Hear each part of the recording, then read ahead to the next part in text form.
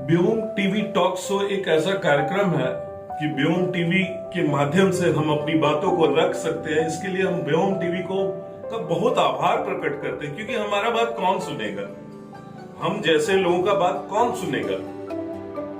तो इस परिस्थिति में व्योम टीवी हमारे बात को बड़े अधिकारियों और बड़े नेताओं तक पहुंचाते हैं। इसलिए हम व्योम टीवी का बहुत आभारी हैं और शुभकामना देते हैं कि इसी तरह छोटे मुद्दे हो या बड़े मुद्दे हो, हमारे जैसे लोगों का मुद्दा को पहुंचाते हैं। बहुत बहुत आभार, बहुत बहुत धन्यवाद। पूरे व्योम टीवी अपना काम जिस तरह से कर रही है, हम चाहते हैं ये एक दिन राष्ट्रीय चैनल बने। व्योम टीवी टॉक शो में जिस तरह से मौका दिया जाता है, हम चाहते हैं कि व्योम टीवी सभी लोगों को मौका दे और सभी लोगों को बात रखने का मौका मिले, ताकि हमारी बात सरकार तक पहुंच सके। नमस्कार, मैं राजेश वर्णकर कतरास से। जैसा कि प्रत्येक साल गर्मी आते ही पानी का समस्या शुरू हो जाता है, और यहाँ पे पानी का मूलभूत समस्या ये है कि सिर्फ हम नगर निगम पर ही निर्भर नहीं करें तो ज्यादा अच्छा, क्योंकि यहाँ नजदीक में बीसीसीएल भी, बीसीसीएल यहाँ कोयला निकालता है, डस्ट फैलाता है, तो बीसीसीएल का भी दायित्व है, लेकिन इस ओर बहुत कम लोगों का ध्यान जाता है।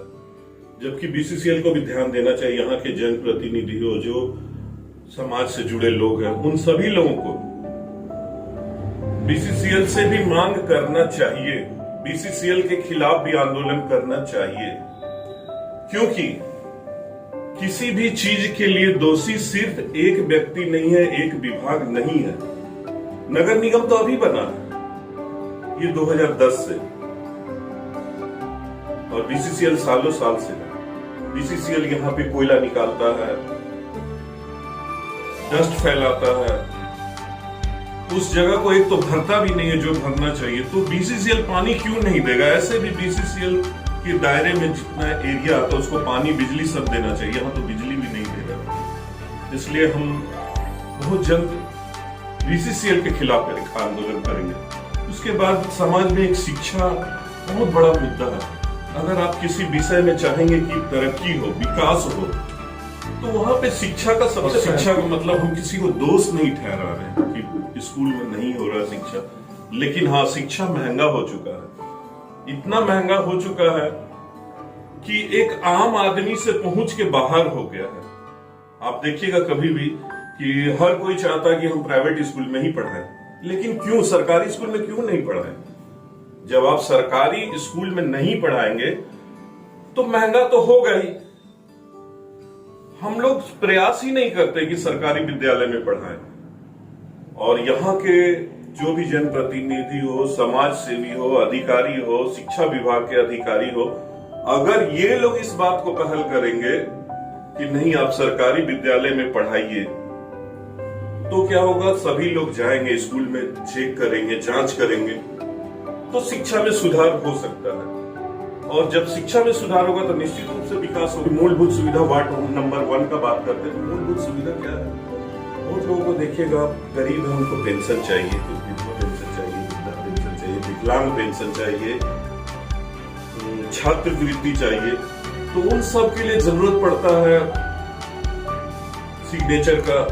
जो वार्ड में, शहरी क्षेत्र है तो वार्ड में आपका पार्षद का, तो चूंकि कतरास में 3 साल से हमारे पार्षद महोदय है नहीं, तो इस स्थिति में बहुत सारा काम पेंडिंग हो जाता है। दूसरे वार्ड से करवा के लाना पड़ता है, दूसरे वार्ड के पार्षद कर देते। ये कतरास के लिए मतलब समझिए कि ये एहसान ही है, वो क्यों करेगा, लेकिन कर रहा है।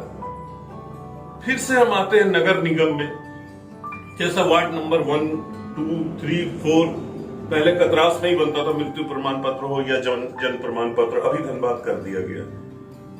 हमने बात किया नगर आयुक्त सर से, नगर आयुक्त सर हो या कोई भी अधिकारी, अभी तो ये सिस्टम बन गया कि आप बात कीजिए, बात करके निकलिए, मुद्दा वहीं पे समाप्त। अधिकारी मौन रहते, पता नहीं क्यों।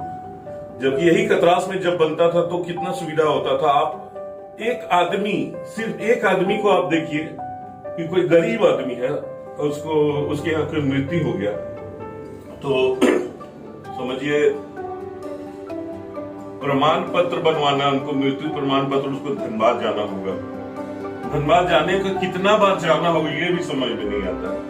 तो उस स्थिति में नगर आयुक्त सर को ये संज्ञान लेना चाहिए, कम से कम यहाँ के जो बड़े पदाधिकारी है, बहुत सारे पदाधिकारी तो ऐसा है कि मुद्दा उनके पास जाता है लेकिन वो फिर उस मुद्दे पर पहल नहीं करते जब उनको पहल करना चाहिए। तो ये एक बहुत बड़ी समस्या है। बीसीसीएल हो या नगर निगम हो या शिक्षा विभाग हो या विभागीय पदाधिकारी, कोई भी जब तक पब्लिक उसको नहीं बोलता है, जब तक उसको कोई समाज सेवी नहीं बोलता, तब तक वो ध्यान नहीं देता। अगर इसी तरह से चलता रहेगा तो समझिए विकास तो हमेशा से अवरुद्ध रहा ही है और अवरुद्ध ही रहेगा। अभी हम मनोरंजन की बात करते हैं, छोटे छोटे बच्चों को मनोरंजन की भी जरूरत पड़ती है। तो एक तो यहाँ पे पहले से जीएनएम का जो ग्राउंड है, इस ग्राउंड में भी हम लोग कई बार नगर आयुक्त सर जब मेयर साहब थे तो हम लोग मेयर साहब को भी दिए थे चिट्ठी, लेकिन मेयर साहब भी ध्यान नहीं दिए। हमारे जो पूर्व मेयर साहब है चंद्रशेखर अग्रवाल जी, फिर से उनको ध्यान अब तो दिलवा कर कोई फायदा भी नहीं है। और उसके बाद फिर यहाँ पे नया एक अमृत पार्क बना है, तो वहां पे है लेकिन उतना सुविधा नहीं है जितना सुविधा चाहिए। देखते हैं क्या होता है। बाकी समस्याएं बहुत है।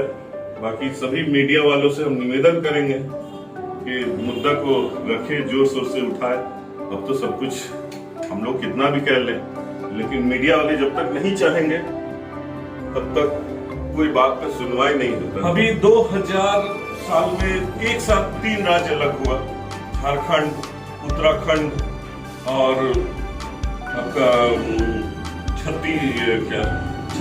देखिए उत्तराखंड में और छत्तीसगढ़ में खनिज संपदा नाम मात्र का। उत्तराखंड में तो आप जब भी सुनिएगा तो पहाड़ धंस रहा है, तो रोड अवरुद्ध हो रहा है, उसके बावजूद उत्तराखंड कितना तरक्की कर रहा है, वहां पे कितना विकास हो रहा है।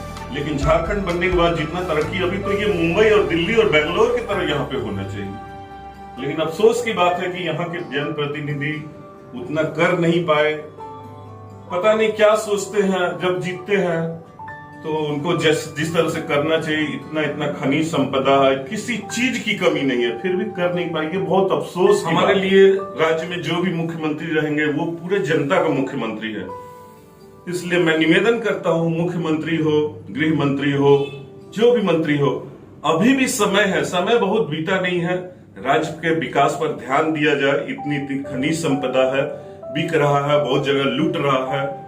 कम से कम अपने झारखंड वासियों पर ध्यान दे, विकास का काम करे, क्योंकि विकास मुख्यमंत्री के हाथ में ही होता है, राज्य के मुखिया के ही हाथ में होता है। हम जैसे छोटे छोटे लोग सलाह दे सकते हैं, विचार रख सकते हैं। बाकी आप जैसा करेंगे, फिर से एक बार निवेदन करते हैं मुख्यमंत्री महोदय से, राज्य में विकास की जरूरत है, शिक्षा की जरूरत है। शिक्षा महंगा होने से बचाइए और विकास कीजिए।